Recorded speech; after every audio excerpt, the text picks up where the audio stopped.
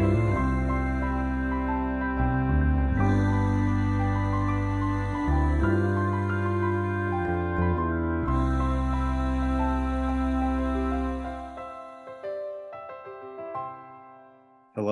I'm Earl Weinberg, and this is Book Circle Presents The Cavalry Cycle. This time we will continue our reading of Bonfire Night. Earlier that week, Captain Fletcher clopped into the lecture hall carrying a small cardboard box. He noted how Little John and Corliss, much the most magically savvy of the lads, focused on it. No doubt both were trying to riddle out the spells in it. You may wonder why we allow you to go to Wiffbourne at all. After all, Guy Fawkes' night is nothing to us. Well, probably the brass would rather I didn't say so. That always got their attention.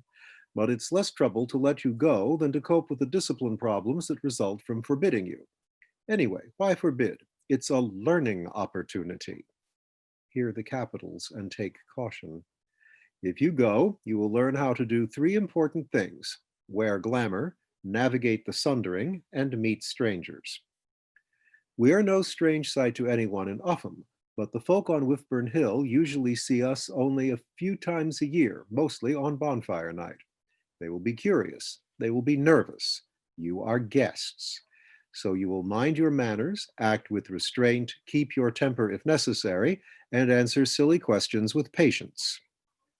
Fletcher would repeat and elaborate on this theme several times before the class was over.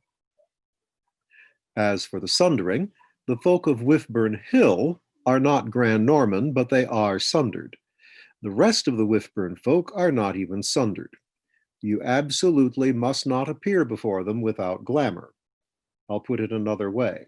You are not going to appear to them, at least not in any numbers or frequency. The sundering will prevent you, which is to say you will have as much bad luck as necessary to keep you out of sight. On the other hand, if you try to stay out of sight or to stay glamored, you will have good luck in doing that. They should have heard this on their mother's knees, but had they been listening? When they sat on those knees, it had been easy to pass in the Mond Minor. They had looked the same as the unsundered, no more. So you want to know how to use your glamour. He put the cardboard box down on the lectern and began pulling out neckerchiefs, tossing them to the students one by one. They were all the same, big, the same blue as their hats, edged in white with a little pattern of riding cowboys. Operating it is very simple. Just put on the neckerchief. He pulled out his own and demonstrated. Having planned this, he finished first. Before his students' eyes, he rippled like a reflection on water, then appeared rearranged. An old man, white-haired and white-bearded but vigorous, sat on a dun horse, tan with brown legs, tail, and backstripe. His jacket, as before, was ruddy brown. His pants, pants from nowhere, were the utilitarian blue of the standard cavalry duty uniform. He watched his pupils, and as he watched, the dun horse appeared to watch too, glancing where he glanced with the same reserved interest.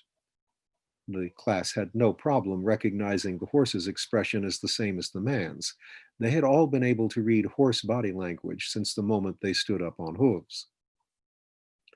Corliss and Little John stared back at him with expressions very like his own, sharp and interested, then set to work tying their neckerchiefs. Donovan, Darcy, and Vimont had glanced, laughed, and quickly set to. One by one, each centaur resolved into a young man on a horse. They stared at each other, then down and back along themselves. After laughing his fill, Little John raised his hand and asked, "Sir, is there a trick to work in the horse head? Yours has expression and all, but ours look ready to doze off." "Yes, well, rank hath its privileges," Fletcher said. The horse worked its lips. "Mine is a bespoke article made for me by Iris de Voile here in town. She does a lot of the cavalry's glamours. You, I'm afraid, have batch-cast standard issue glamours. There's no trick. Your horsehead images won't do much more than blink. In fact, you'll notice that except for coloring, they are all the same horsehead. And you all have exactly the same pants and legs. If you want bespoke, tell Miss de Voile now, and she could have something ready for you by Christmas." Meanwhile, nobody, neither you nor I, has a horse's head or a man's legs that are more than artistically colored air. Keep them away from the mundane miners if you meet any. Another thing to notice is that when people talk to you, they will stare at a point behind your back. That's where they see you. My man torso is really here, above and in front of my withers, where it always is, but it looks like it's almost a meter further back. He went on to give more detail about the abilities and limitations of the glamour, then had them mime using reins, which were part of the illusion. Vimont was best at this, being the one who had ridden the most back when that was an option. So Fletcher had him model while Fletcher himself talked. There were enough classes where Vimont did not shine. He finished with, "Remember, if anyone asks, you're visiting from the riding academy here. The sundered folk know better. I think some of them can probably see through the glamour, but sometimes a few unsundered from off the hill trickle over out of curiosity. If necessary, tell them you can't dismount because it's part of a training program." This is true. The mundane miners just won't realize that the horse and rider are both the same student. They grinned. He dismissed them. "So they're all going," Fletcher muttered to Lieutenant Sanders. "From what I've heard, yes, sir." "Then this year, so do I." "Any more visions about it, sir?" "No, the one in August wasn't that ominous, but it doesn't do to ignore them." "Want company, sir?" "Thank you." A week later. "Is this everybody?" asked Little John. He stood in with his classmates, Donovan, Darcy, Vimont, and Corliss, at the head of the main path into Upham Wood. With them were Mrs. Littlejohn riding her husband, another centaur bearing his date, and 4 fully bipedal couples consisting of 3 cavalry riders and 5 townsfolk. It seemed that this was all for this batch. People would trickle through the woods for a few hours, usually in groups and twos, hardly ever alone. "Right then," Little John said, and led the way in. This was the main entrance. The path was almost wide enough for 2 equines. On either side, the wood was fairly open. During the day, people from the base and the town came and went freely. There was no problem so long as you weren't destructive or silly enough to be rude to a fae. But at night, the fays asserted their ownership more firmly, and arrangements had to be made for entry. The group paused inside, and Corliss, who had made a point of meeting the local fays, called, "Return and we return." After some seconds, a windy voice answered, "Keep faith and so do we," from somewhere deep in the wood. People relaxed and moved forward again. Around the first bend, they halted again. A large rock lay tucked into the curve of the bend. It was unshaped but set with a flat side up. There were crumbs on this improvised table and a neat stack of used paper cups. This was not the first group through tonight. People relaxed a little more and, by the lights on their phones, unpacked their, well, offerings. There was a generous pile of little soul cakes, store-bought biscuits, but with homemade rowanberry icing. There was a big thermos of hot eggnog with nutmeg and a fresh stack of paper cups. All was spread on a layer of paper napkins. The mortals stood back, wearing expressions of pleased expectation. The phantasmagoria stepped forth. Creatures they worked with and saw about town and base all day, but now on their own ground, in their own time. Still, the good neighbors, right? Out came a number of cubit-high stick figures, possibly made of genuine sticks, clad in smartly fitted autumn leaves. A hamster-sized couple in mouse-gray fur, their hair and his beard as white as thistledown, both with conical red caps. 3 figures like 7-year-old children, 2 girls and a boy, all dressed in white linen tunics, their skin, hair, and eyes various shades of green. An anthropomorphic squirrel like the stable brownie, his cousin, in fact. A black-haired woman in something like a green sari, her face of a beauty more feline than human. A fox in a blue vest. A hedgehog, apparently unfazed by the fox. A wren and 2 crows out well past the roosting time of natural birds. The mortals smiled at the fays. The face with lips smiled back, but no one started eating or drinking. Then another figure stepped out of the darkness with no sound of parting branches. Human high, he wore cavalry dress uniform, as did several of the mortals. Red jacket with white piping, vivid blue pants, and hat. But he was pointy-eared and goldenly cat-eyed, and beyond the ends of his Victorian handlebar mustache grew cat whiskers that reached as wide as his shoulders. This was the colonel. Sometimes he looked more human than this, sometimes less. His background was cloudy rumor to these young mortals. Was he a cavalryman who had died and joined the Fays? Or just joined the Fays? Or a Fay who joined the cavalry? Or just fancied the uniform? Some people called him Colonel Upham, others Colonel Woods. The more cautious, the Colonel of Upham Woods.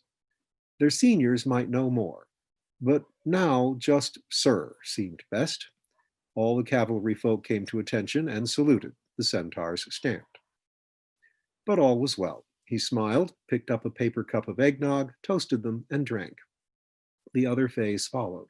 The mortals relaxed, smiled again, variously bowed and saluted, gathered up the used cups, and passed on. "First time I've laid eyes on him," Vimont remarked to Corliss as they trotted side by side.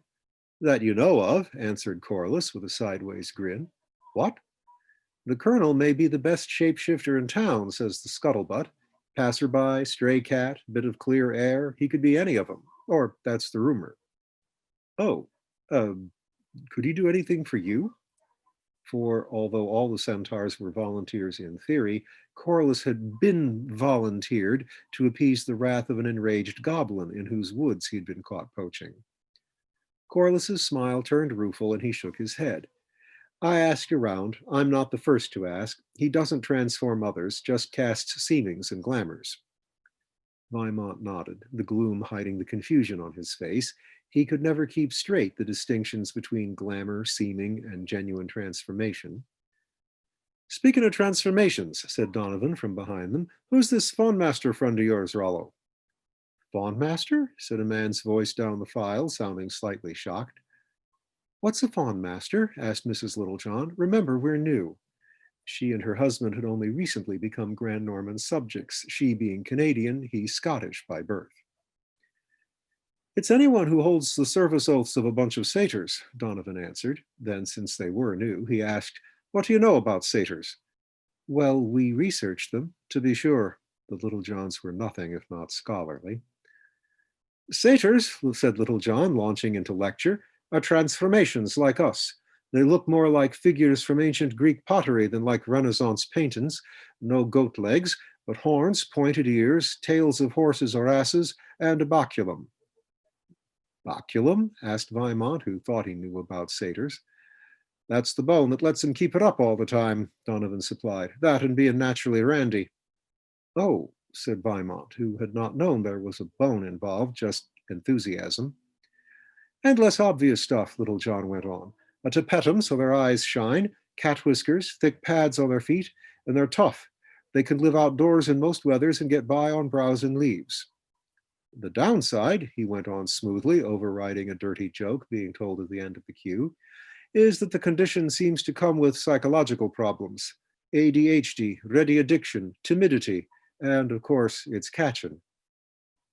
Centaurs were created by shooting men with suitably enchanted arrows. Merfolk were made by feeding people a magical seaweed.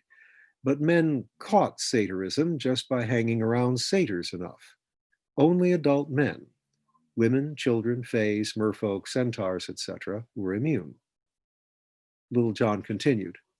"It looks as though whoever created the spell wanted to make men more like typical male mammals and wanted a propagating class of minions. They're easy to cow, easy to extract vows from, but the quality of work you get. I'm convinced, Alistair," interrupted Donovan, "that you know about satyrs. I want to know about Rollo's friend McCoy." "Coy," said Vimont, "just Coy. I've met him half a dozen times. In Avignon, Lyon, Calais, always in France. Had no idea he was in England." "And he caters with satyrs," Donovan rhymed. "Well, yes, gives the poor duffers employment and livens things up." because the other thing about satyrs was that, given time or numbers, their company was arousing. Little John would have got around to mentioning it soon. A travel and orgy service, Darcy summed up. Oh, that's a bit harsh, Beaumont protested. But only a bit, Donovan poked back. Ah, here we come. Around the final bend, the path lay open to pasture land. Beyond that stood a low hill sprinkled with house lights. A bonfire already shone at the hill's foot. The glow outlined several figures, some of them apparently mounted. Right, said Little John. Glamour time. The centaurs pulled out their kerchiefs. Further along the edge of the wood, Captain Fletcher and Lieutenant Sanders emerged from a less trodden path. A squat 2-foot figure balanced easily on Fletcher's back in miniature cavalry uniform. Eowick, the base's chief stable brownie. Thank you for the escort, sir, Fletcher said to him. No problem, said Eowick. He hopped down. The stallion's got to keep the colts in line. Was headed this way anyway. He sauntered into the weeds in the direction of a copse in the middle of the pasture. There, the Fays were having their own festival. Bonfire night was even less to them than to the Grand Normans, but if their mortal clients were going to provide them with a flood of treats, why not have a party? Fletcher and Sanders donned their glamour kerchiefs and started picking their way across the pasture toward the bonfire. Sanders glanced at his captain and shook his head. I never get used to you looking like that, sir, he said. I might say the same to you, Fletcher returned, looking over what appeared to be a lanky palomino bearing a tall, lean man with a pointed blonde beard and a mustache surpassing the fairy colonel's. Both faces, real human and unreal equine, looked grim. Try to look a more light-hearted lad, or they'll think we're the military police. Yes, sir, but I might say the same to you, sir, Sanders echoed. Fair enough. Both paced on as dour as ever. Then Sanders asked, What exactly did you see, sir? Fletcher sighed. This was not the first time Sanders had asked, and he had no better answer. Not much. Darcy and Donovan trotting down the street in the evening, in dress, grinning and looking pleased with themselves. And I knew it was bonfire night. And Beaumont may have been in the picture, or I may have just felt he was involved. I don't even know that there's trouble brewing. Sanders snorted. Your pardon, sir, but yes, you do. Fletcher sighed again. I suppose I do. They were near enough to the bonfire to make out the faces of nearby people, so their faces were also visible. Here we go. Try to look pleased to be here. The first encounter was a couple from Upham, known to them, so it was easy to put on a social smile. The man waved, the woman nodded. They flipped casual salutes. So, do you want to see what the Fawn Master has on offer? Fletcher heard the woman ask. You know what he has on offer, her date replied. No, thanks. I'm just here to see you by firelight. I don't want outside help. She laughed. You don't want to risk growing... But then she was out of earshot. Fletcher looked to his lieutenant, who was already gazing at him. That didn't take long, Sanders said. Fletcher nodded. Well, let's scout. Ahead of them rose the slope of Wiffbourne Hill. It was not a hard climb. There were trails through the heather, and Fletcher himself had climbed it a time or two, but it was too steep to invite housing. The first houses were higher up where it leveled off. It then sank gradually down to the main body of Wiffbourne. The majority of Wiffbourne regarded the folk on the hill as standoffish and eccentric. The folk on the hill knew themselves to be sundered, and knew that any eccentricity of theirs was as naught compared with the doings in Upham, across the fields, on the other side of an unwelcoming wood, and served only by the most roundabout roads. Here was an example of their standoffishness. Instead of coming to the town bonfire, they made their own at the foot of the hill, out of sight of the rest of the town. It wasn't nearly as big. But it was big enough, and it provided a rare occasion when the people on Wiffbourne Hill could mingle in a crowd with their guard down. They also got to exercise their curiosity about the folk from Upham, especially those from the Riding Academy. The bonfire was the obvious point to investigate. As Fletcher and Sanders walked toward it, a group of figures came down the slope on their right. They paused, except for two who moved on an intercept. Well, well, said one of the two. Professor Fletcher, isn't it? You haven't been over here in donkey's years. Thought it was time, Fletcher answered. I hope I see you well, Mr. White. White was a little short, a little stout, and by now more than a little middle-aged. Fletcher remembered this more than saw it in the dark. The bonfire was too far off to do more than outline the man. The other figure was taller, thinner, in a long coat instead of a jacket. Fletcher did not know who it was, but felt magic about them, multiplex, banked back, hard to read. Well, I'm fine, said White, descending the last few feet to stand a couple of yards from Fletcher. He wobbled a little more than the terrain warranted, Fletcher thought, leading him to suspect White had been drinking. How's the riding academy doing? He asked then, but before Fletcher could answer, said, a lot of your folk over here this year come to ride herd on him? Yes, the fellow was tipsy and under the impression he was being funny or daring. He was also, Fletcher had long suspected, receptant, like Fletcher himself. This fit with his good guess about riding herd. I hope there haven't been any trouble since I was here last, said Fletcher, though he was sure he would have heard if they had been. No, no, not even with that werewolf last year. Or that's what he said. Just a guy with a mess of dogs with him to look at. Gran Cagnolo? Maybe, something Italian. Our master of hounds, or his nephew. Both perfectly decent fellows. So no trouble. Good. White and his companion were both staring at Fletcher intently. White knew what Fletcher was, and so must the companion. There was a pause, then said conspiratorially, show us, will you? But you've seen, oh yeah, but not yet this year, and never you. And she's curious, he nodded toward the other. It's safe. They're all at their own bonfire, he laughed. Got our system, so you can show. Fletcher hesitated. The request seemed silly, indecorous. White's delivery made it seem almost prurient. On the other hand, you could hardly complain of being asked to appear as you normally did. And there was a value to gratifying White. He was not the leader of Wiffbourne Hill. There was no leader. But he was prominent and a frequent contact for Upham. The companion ended the pause by breaking silence. Please don't if you'd rather not, Captain, she said, her voice firm and smooth. She did not sound tipsy, and she had recognized his insignia. I did admit to being curious. I've never seen a centaur with my own eyes. And he's right, there are no unsundered about, but don't make yourself uncomfortable. Fletcher gave a chuckle that was only slightly forced and said, no problem. The knot on his handkerchief untied without a hitch. He felt the spell die down and saw the faint horsehead image fade away before him.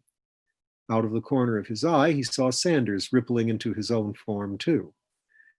Captain Philip Fletcher, madam, he said, sweeping off his hat and bowing, one foreleg extended. He gestured toward Sanders, who was copying the bow.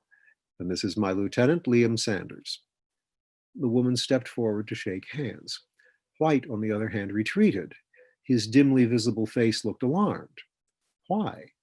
Maybe it was seeing men and horses merge into centaurs when you weren't really sober. The change of angle made the woman slightly more visible, a long, pale face under a deerstalker hat. She introduced herself as Alexandra Delahaye. Thank you for indulging me. Not at all. You are Grand Norman? He asked, on the strength of her recognition of his insignia. Yes, but I spend most of my time in cities. What brings you into the wilds of Berkshire? Fletcher asked. I'm here to collect a debt. And I'm here to collect another beer, declared White. He faded further into the gloom. Fletcher ignored him, thinking. He could feel that his question to Delahaye and her answer had something to do with the trouble that drew him here. Delahaye watched him. From whom? He asked. She cocked her head. It may be your business, she said in a tone of realization. Oh, Lord, exclaimed Sanders, both of you. I'm surprised you don't just nod at each other and carry on without more talk. It doesn't work that way, they said in chorus, which did not improve Sanders' mood. In any case, said Fletcher, yes, I think it may be my business. Are you collecting from a young man recently enlisted in the cavalry? No, from a fawn master. Ah. Ah? Well, since it's your business, come see. He sat up on the other side of the fire. They picked their way through the dark, trailed by Sanders, who watched them for signs of telepathic communication and wondered what that would look like. I'm a spell broker, Delahaye explained to Fletcher, meaning she was a dealer in transferable magic. Does he owe you a vow? Fletcher asked. He hoped the debt wasn't a wish. Wishes could go off like bombs. No, just raw vis, sheer energy, but rather a lot of it. He's borrowed more and more, paid tiny amounts back, always in money, bought extensions with more money. Finally, 3 years ago, I said enough and got him to swear to a final payoff tonight. And you are here to collect? I'm here to make sure. The vow will do the collecting, but I don't trust him not to work against that. Sanders paced behind his captain and the spellbroker, looking at their very different silhouettes against the lights of the fire. A cloud of sparks swirled over it, outlining the two heads, appearing to swarm about them like thoughts dancing back and forth. Only they were just talking. Sanders kept an eye on the fire, though, more or less for something to do. Even he, mundane as he was, for a mythical beast, could feel the weight of spells on this lady.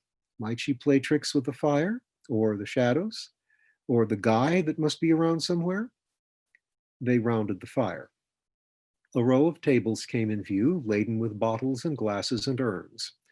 As for food, slender figures with trays whirled about, half dancing. One came up the slope to them, revolving to a Baroque flute from a bank of speakers under the tables. He halted before Fletcher and Delahaye, presenting a tray of canapes. He was flame-colored in the firelight, smiling and nude.